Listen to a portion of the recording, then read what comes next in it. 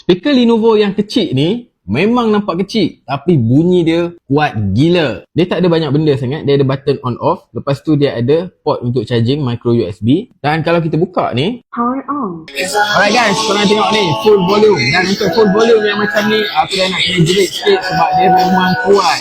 So memang kuat gila yang ni guys. Okay, kalau buka full volume tu, kita terpaksa berjerit sikit. Kalau tak, suara memang tenggelam guys. So tak padan dengan kecil tapi kekuatan muzik dia power gila. Dan kat dalam ni dia ada bagi beberapa aksesoris lah. Okay, yang pertama sekali dia ada bagi tali macam ni untuk kita gantung. So kita boleh bawa ke mana-mana, gantung dekat bag pun boleh sebab dia kecil gila. Dan dia bagi satu lagi kabel micro USB lah untuk kita nak charge. User manual pun ada kat sini. So benda ni kalau kita nak buat outdoor activities, memang nice gila sebab benda kecil tapi bunyi dia kuat. Dan kalau lah kata habis bateri je kan, kita nak play juga, kita just plug in je micro USB guna power bank pun dah okey, tak ada masalah. So siapa yang berminat boleh dapatkan dekat bag kuning di bawah.